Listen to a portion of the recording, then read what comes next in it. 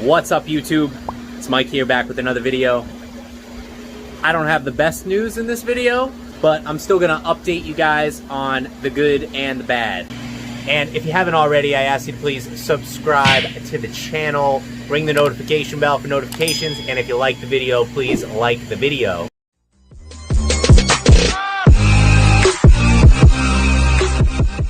So, a couple things first off. If you notice behind me, the 1100, that cage that I built a couple weeks ago is gone.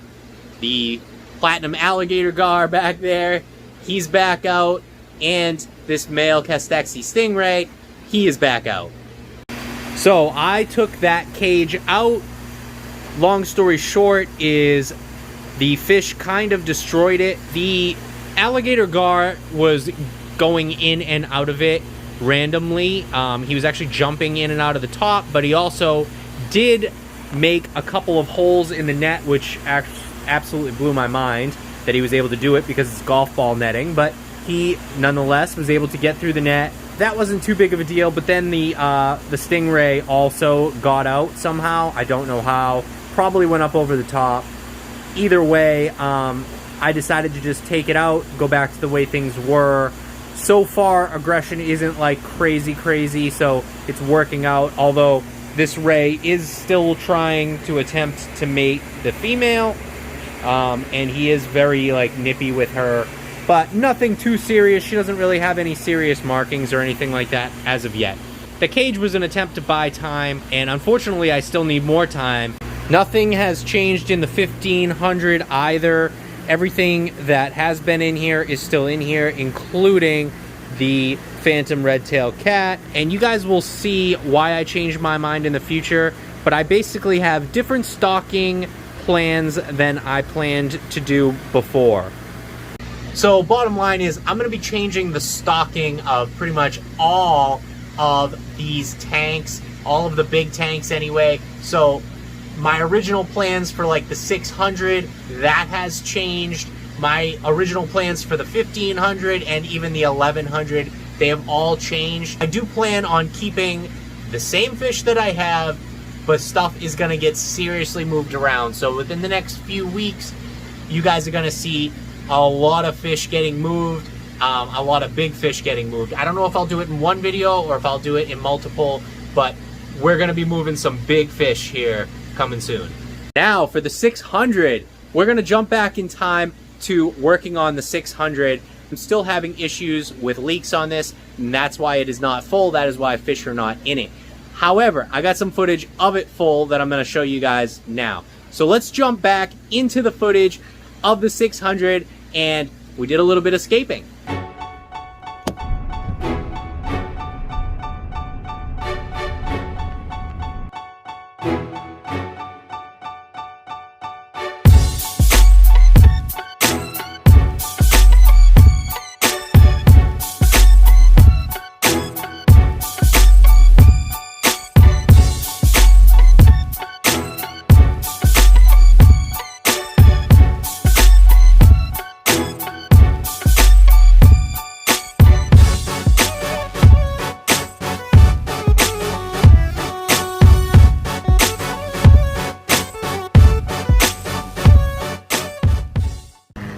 Got it all back at the house, and I'm gonna clean it in a bin like I did for the red garnet sand for the 1500. It's backbreaking and horrible. I'll do half a bag at a time, and I'm pumping tank water out here so I'm not like wasting tap water to clean rocks.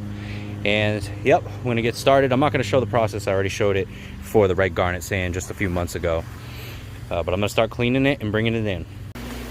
Before I add the sand, I want to put some big rocks against that background. I haven't completely decided how I'm gonna deal with these because I know that the sand is going to get cleared and expose these over time, but I have a couple ideas. For now, I'm just gonna add the sand, but I do have a couple ideas of how I can make it so these don't show up as easily. But for now, again, I want to just add the sand.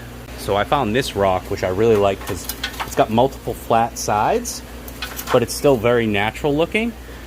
And I think it's gonna fit really good in that right corner. So that's what I'm gonna try to do with this right now.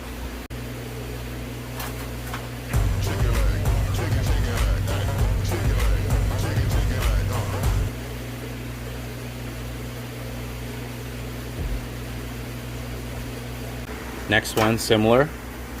Nice flat sides to it, multiple flat sides. Gonna put it in the other corner.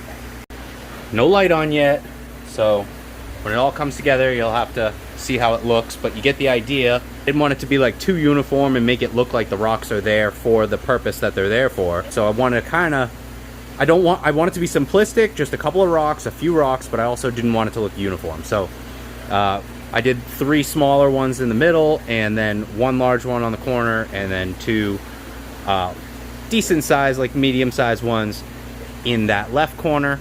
And they all have kind of like flat bottoms to them, which I like, or flat backed, so they will fit in well.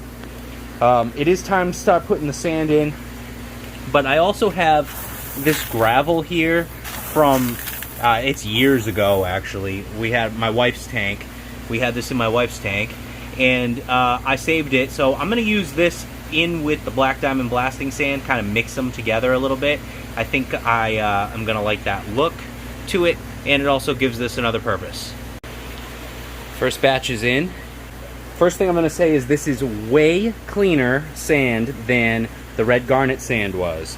From what a lot of people were saying, that you gotta really clean this stuff thoroughly, I recommend cleaning the sand for the most part anyway, except for pool filter sand. I have a brand that I don't clean of that. But for the most part, I would always recommend rinsing your sand before use. This one was really quick though. It's just half a bag, and it really just did not add much cloudiness at all. So obviously after 5 bags, it's going to add a lot of cloudiness. But my point is it's actually relatively clean, so I'm happy about that. All the sand is in, we're back to filling it up. And it is relatively cloudy. I'm gonna add, but it isn't that bad actually if you kind of get down in it. It's really not that cloudy. But when you're looking through 4 feet of water, and it's very shallow, it looks pretty cloudy. So I'm gonna fill it back up, and again I have to check for leaks before I can get the filter running on it. But I'm super excited to see what this looks like. I'll probably drain it one more time too to help get rid of the cloudiness before I actually start filtering the tank. But we're gonna fill it up now. So I will throw up a quick little video that I did get with it full, with the light on.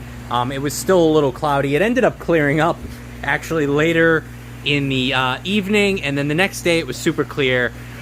It cleared up really, really quick, very little clouding, but again, my bulkheads in the back here leaked again. So what I decided to do, the easiest course for me to try to fix this with the point that it's at right now, was to again drop the water level down below them. And what I ended up doing was I siliconed all inside and around these bulkheads to try to seal them. So this is like my last ditch effort to try to make this work. Unfortunately, I think just because the previous owner had no clue what they were doing, they drilled holes just slightly too big. This was my best option. I cannot get bulkheads that will fit the holes well and allow me to seat the gaskets of the bulkheads properly. So unfortunately, because of, again, another just complication of the tank itself, I've had to resort to silicone, which I hate to do. So I'm waiting for this to dry. Should be dry actually today, so I might start filling it up again, but you guys will not see that in this video. However, even though it's not done, I do really like the black diamond blasting sand. Please let me know in the comments below if you guys like that. I wanted to do something different because I have multiple tanks with really light colored sand in them, and then I have the 1500 with the red garnet. So I wanted something different, and I thought the black diamond blasting sand was the way to go. It's cheap and it looks really, really nice. So let me know in the comments though what you guys think of it, if you like the black diamond blasting sand. I realize that so far the scape is very simplistic. It might stay that way for a while just because that's how I roll, but I'll slowly improve things like that over time. So just a few rocks and a nice thick sand bed, and I'm happy. It's good enough, at least for now, until we get fish in it. And that is pretty much it for this video, guys. I thank you guys, as always, for watching. I really can't thank you guys enough for that. I know I I say it, it's kind of like my outro thing in every video, but I really mean it. I really, I thank you guys for always watching the videos. I really appreciate the support. I have a great group of supporters on YouTube and Instagram and even Facebook. So I appreciate you guys very much. Thanks for watching. Thanks for being interested in the projects. I realize my content can be kind of boring sometimes. Probably all the time, I don't know. But I know that, like, especially with a lot of the building stuff and the DIY stuff, that plumbing, things like that, probably boring to people. So I do appreciate you guys for hanging in there with me through those projects. But I ask you, if you haven't already, please subscribe to the channel, ring the notification bell, like the video if you like the video, follow me on Instagram at OffTheDeepEndAquatics, and I will see you guys in the next one. Thanks.